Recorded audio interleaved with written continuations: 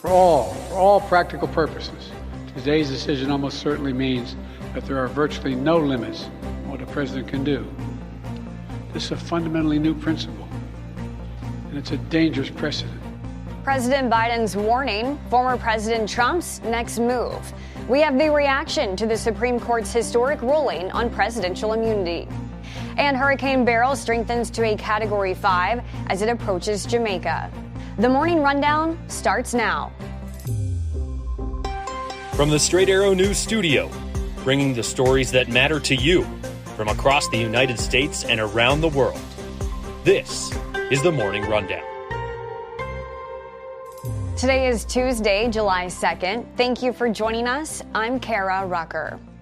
It was a landmark ruling by the Supreme Court. In a 6-3 vote along ideological lines, the justices ruled former President Donald Trump is entitled to some immunity for official acts he took while in office. The effects of the court's decision will be seen in the coming days. But it took little time for the two presumptive nominees in the 2024 presidential race to react. The former president is reportedly looking to have his New York trial conviction overturned based on the Supreme Court's decision. According to Trump's legal team, the Manhattan jury's verdict that found him guilty of falsifying business records should be overturned because the jurors saw evidence during trial that they consider now to be protected. Trump's lawyers are seeking a delay in Trump's sentencing, which is currently scheduled for July 11th, so they can have more time to make their case. In the Supreme Court's opinion, Chief Justice John Roberts wrote, "The president is not above the law, but the president may not be prosecuted for exercising his core constitutional powers." After that decision came down, Trump posted on Truth Social, "Big win for our Constitution and democracy, proud to be an American." Meanwhile, President Joe Biden deciding the historic ruling warranted a primetime address, warning of what he called a dangerous precedent. This nation was founded on the principle that there are no kings in America. Each of us is equal before the law. No one is above the law, not even the President of the United States. With today's Supreme Court decision on presidential immunity, that fundamentally changed. For all practical purposes. Biden repeating Justice Sonia Sotomayor's dissent, saying the ruling makes the president, quote, now a king above the law. In response, Trump posting that the primetime address was just meant to deflect from Biden's debate performance. Our Ray Bogan has more on the Supreme Court's ruling on SAN.com and on the Straight Arrow News mobile app. I'm proud of going to prison. I am proud of going to prison today. Steve Bannon turned himself in to serve 4 months in a federal prison on Monday. The longtime Trump ally was convicted of contempt for defying a congressional subpoena from the January 6th House Committee. Bannon will serve his sentence at the Federal Correctional Institution in Danbury, Connecticut. Bannon spoke with reporters before he was taken into custody. If this is what it takes to stand up to tyranny, if this is what it takes to stand up to the Garland, corrupt, criminal DOJ, if this is what it takes to stand up to Nancy Pelosi, if this is what it takes to stand up to Joe Biden, I'm proud to do it. I was on a destroyer for 4 years in the Navy. I am prepared for whatever prison has, right? Our prisons are run very well. The Bureau of Prisons does a great job. I'm prepared to do this. Whatever task I'm do, I'm totally prepared, mentally, physically, everything for prison.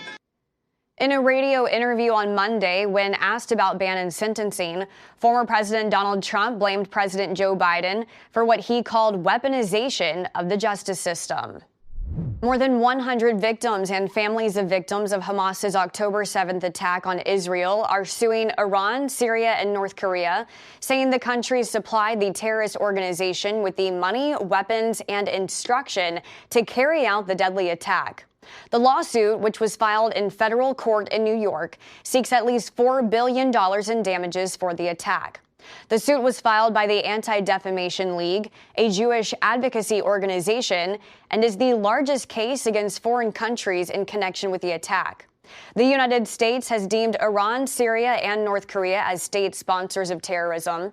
This comes as the Israeli army ordered a mass evacuation of Palestinians from much of the southern Gaza city, Khan Yunis, on Monday, signaling troops are likely to launch a new ground assault into the Strip's second largest city. Hurricane Beryl is now a Category 5 storm. This is the earliest on record that a hurricane in the Atlantic has reached the highest category there is, with wind speeds above 160 miles per hour. It made landfall on the Caribbean's Windward Islands on Monday as a Category 4 storm.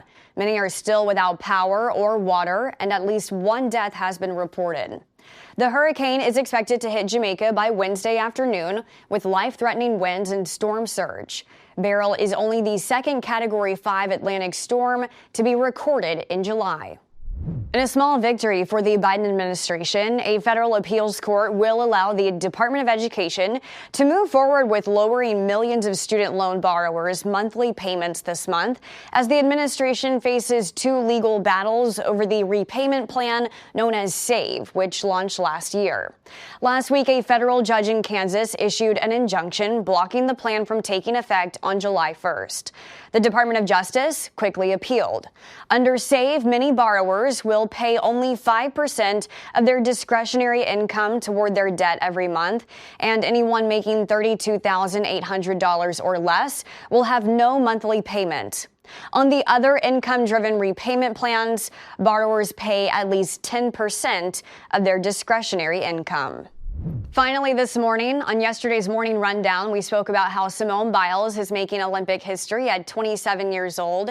Today, we're talking about another Olympian who's made history of his own at the age of 16. The teen sprinting phenom's name is Quincy Wilson. After twice breaking the U.S. record for under 18 runners at the Olympic trials, it was confirmed Monday that Wilson will be joining Team USA at the Paris Summer Games later this month.